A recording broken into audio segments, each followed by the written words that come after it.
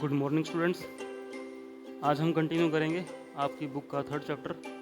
उसका नाम है हाफ अ गिफ्ट, जो कि दो भाइयों की कहानी है जिसका नाम है जॉय एंड निक। अपनी मदर को क्रिसमस गिफ्ट देने के लिए वो काफ़ी मेहनत करते हैं, काफ़ी स्ट्रगल करते हैं और जो वो गिफ्ट लाते हैं तो आज हम फाइनली देखेंगे कि क्या वो गिफ्ट उनको पसंद आता है या नहीं। अगर आपने कुछ मिस कर दिया हो तो इस चैप्टर से रिलेटेड प्रीवियस दो वीडियोस ज़रूर देखें, तभी आपको चैप्टर समझ आएगा, अदरवाइज़ नहीं। तो चलिए कंटिन्यू करते हैं चैप्टर आज का। जैसे कि हम पढ़ चुके हैं कहानी के अंदर, उनकी जो मदर है, बच्चों की मदर, वो फर्श पे पोछा लगा रही होती है जब वो उन्हें गिफ्ट देने के लिए जाते हैं।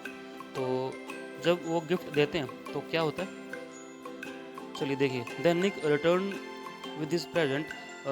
अब निक क्या है, अपने रूम में गया है गिफ्ट लेने के लिए, और जब वो वापस आता है अपने गिफ्ट के साथ, प्रेजेंट के साथ, when mother looked at it she said back on her hills. जब उसे मदर देखती है तो अपने घुटनों के बल वो बैठ जाती है। हर फेस, जो उनका चेहरा होता है, went pale with disappointment as she looked at the new scrub pail with a wringer and a fresh mop in it. और उनका चेहरा, फेस पीला पड़ जाता है। और क्यों? डिसअपॉइंटमेंट से, वो निराश होते काफ़ी। किस लिए?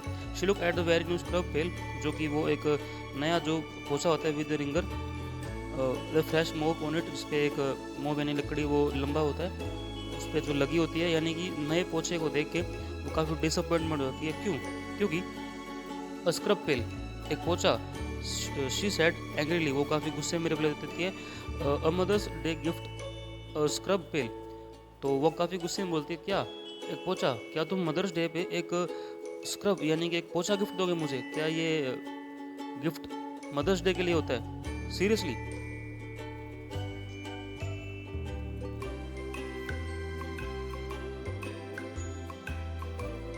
Her voice almost broke. अब उनकी आवाज़ है कंप्लीटली क्या है, टूट चुकी है, यानी कि एक उदास भरी जो आवाज़ होती है उनकी। टीयर्स कम इनटू निक्स आइज। अब निक की आंखों में आंसू आ जाते हैं। विदाउट अ वर्ड, बिना कुछ कहे, ही पिक अप द स्क्रब, वो अपना पोछा उठाता है, पेल एंड मोप्स वो उठाता है, and then he ran down the stairs, और वो पैडियो में नीचे की तरफ भाग जाते हैं। I put the comb in my pocket. जो आई का मतलब जॉय है। जॉय अपना जो गिफ्ट होता है, कॉम जो कंगा होता है, वो अपने पॉकेट में वापस डालता है, एंड देन आफ्टर, और उसके पीछे पीछे भाग जाता है। निक वॉज क्राइंग, निक रो रहा था। I felt so bad and I, मुझे बहुत बुरा लग रहा था, and I too begin to cry, और मैं भी लगभग रोना शुरू कर चुका था। ऑन द वे डाउन, नीचे जाते समय, वी मेट फादर, हमें फादर मिलते हैं रास्ते में। निक कुड नॉट टॉक, निक अभी बोलने की हालत में नहीं है क्योंकि वो काफ़ी ज़ोर से रो रहा होता है, काफ़ी उदास होता है। सो आई एक्सप्लेन, मैं जो इंसिडेंट हुआ है ऊपर वो एक्सप्लेन करता हूँ फादर को। I will turn it to the shopkeeper said Nick sobbing, और मैं ये जो गिफ्ट है शॉपकीपर को वापस दे दूँगा, ऐसा निक बोलता है, सोबिंग रोते रोते। Father took the pale and sad firmly, father वो पोछा उठाते हैं और फर्मली, बड़े ही आराम से शांत स्वभाव से बोलते हैं, no it's a fine gift, ये बहुत अच्छा गिफ्ट है, और वंडरफुल गिफ्ट, बहुत ही सुंदर वंडरफुल गिफ्ट है। I should have thought it my self, और मैंने भी सोचा था कि यही गिफ्ट मैं भी तुम्हारी मदर को मदर्स डे पे दूँ।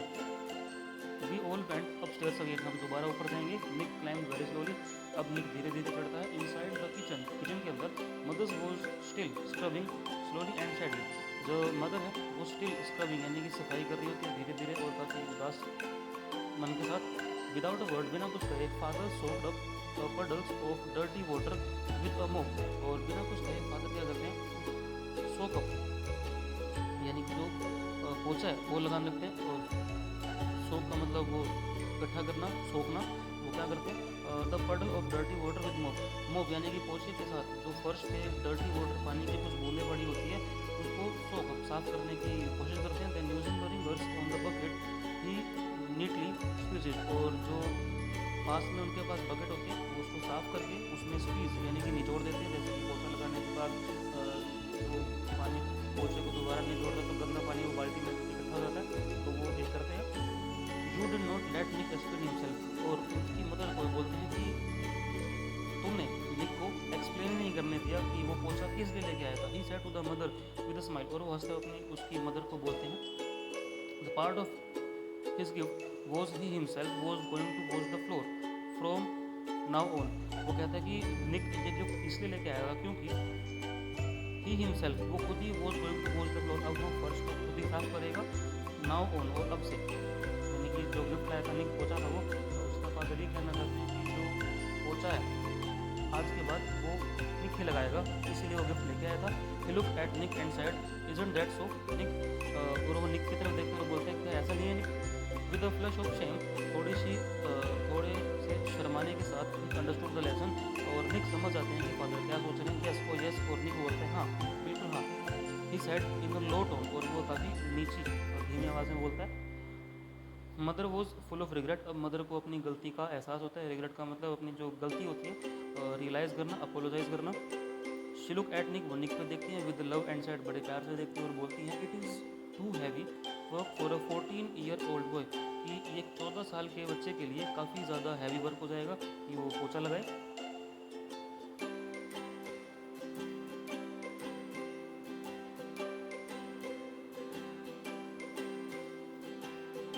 Only now did I realise how smart father was, और अब मुझे रियलाइज़ होता है कि मेरे फादर कितने स्मार्ट हैं। ही सेड क्लेवरली, और बड़ी चालाकी से वो बोलते हैं not with this wonderful scrub pail and wringers it much easier.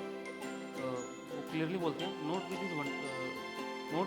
This wonderful scrub pail and wringer, और कि वो बोलते हैं कि इस पेल और रिंगर से वो साफ़ करेगा। वो मतलब कितनी चालाकी से स्टोरी बना लेते हैं। इट्स मच ईजियर, ये कितना आसान था। यूर हैंड से clean and your knees don't hurt, और उसकी मदर को बोलते हैं कि तुम्हारे हाथ कितने साफ रहेंगे और नीज डोंट हर्ट, और जो तुम घुटनों के बल बैठ के पोछा लगाते हो वो भी हर्ट नहीं होंगे। And then father demonstrated quickly, और जो फादर हैं वो जो काम है वो फटाफट क्विकली वो करके दिखा देते हैं कि कैसे इससे ईजिली पोछा लगाया जा सकता है और तुम्हें हर्ट यानी परेशानी भी नहीं फेस करनी पड़ेगी। Mother look lovely at Nick and said, mother बड़े ही प्यार से निक को देखते हैं बोलती how stupid a woman can become, कि मैं कितनी पागल वुमन हूँ जो तुम्हें डांट दिया। शी किस निक वो निक को किस करती हैं एंड ही फेल्ट बेटर, वो निक अच्छा महसूस करता है। Then they turn to me, वो मेरे तरफ बोलती है what is your gift father asked, और फादर बोलते हैं कि तुम्हारा गिफ्ट क्या है, यानी कि अब ये जॉय से पूछा जा रहा है कि जॉय उनके लिए क्या गिफ्ट लेके आए। Look at me and turn pale, अब निक मेरी तरफ देखता है एंड टर्न पेल और पीला पड़ जाता है। He knew that my gift was a comb with a shining stone that looked like diamond, और जॉय को निक को पता है कि जो जॉय गिफ्ट लेके आया है कि उस पर शाइनिंग स्टोन लगे हुए हैं जो कि एक डायमंड की तरह दिखते हैं। It would make the scrub pail again just a scrub pail, और जो कि मैंने अब पोछा किया था, अब फिलहाल तो मदर के लिए स्पेशल है क्योंकि फादर ने उसको एक्सप्लेन काफ़ी अच्छे से किया है। तो वो कहते हैं it would make a scrub, अब जो मेरा पोछा है अगेन दोबारा एक पोछा बन के रह जाएगा, यानी कि उसकी वैल्यू नहीं रहेगी। Yes Joy what is your gift, mother asked eagerly, अब एगरली काफ़ी एक्साइटमेंट से मदर दोबारा पूछती है उससे कि तुम्हारा गिफ्ट है। Half the scrub pail I said sadly, और जॉय काफ़ी सैडली उदास खुद से बोलते हैं हाफ द स्क्रब पेल, यानी कि पोछे से सिर्फ आधा। Nick looked at me with a love in his eyes, अब निक मेरी तरफ देखता है, आंखों में मेरे लिए काफ़ी प्यार भरा होता है, यानी कि उसको ये महसूस हो जाता है कि अब उसका पोछा है वो काफ़ी गिफ्ट छोटा नहीं होगा। और जॉय ने अपना गिफ्ट काफ़ी बड़ा चढ़ा के नहीं बताया। तो ये तो कुछ स्टोरी थी, और इसकी चैप्टर की वर्ड मीनिंग तो आपने करना है कंटिन्यू जैसे कि चलता रहे अब तक। और इस चैप्टर की जो एक्सरसाइज है आप अपने आप ट्राई करो, ठीक है। तो इससे आपकी ये है बुक होगी आपके पास फॉर श्योर, लेकिन अगर बुक नहीं है तो आप वर्ड मीनिंग का तो स्क्रीनशॉट ले सकते हैं वीडियो के साथ साथ पॉज करके। इसको भी स्क्रीनशॉट लीजिए अगर आपके पास बुक अवेलेबल नहीं है, और इसको फिल कीजिए एक्सरसाइज ये सेकंड, इसमें ट्रू और फॉल्स फिल करने हैं। एंड ये वर्ड पावर, ये जंबल वर्ड की बना, जैसे कि एग्जांपल देता हूँ मैं आपको, ये ITP की बना ITP, इसको जंबल करके आपने एक नया वर्ड बनाना है, रीअरेंज करना है मतलब। तो इससे आप क्या वर्ड बना सकते हो TIP, यानी कि ITP की बन था, आप इसको अरेंज करोगे तो TIP बन जाएगा। ये आपका फर्स्ट एग्जाम्पल है। इसी तरह से आपने बाकी सभी सॉल्व करना है। Okay student, thank you.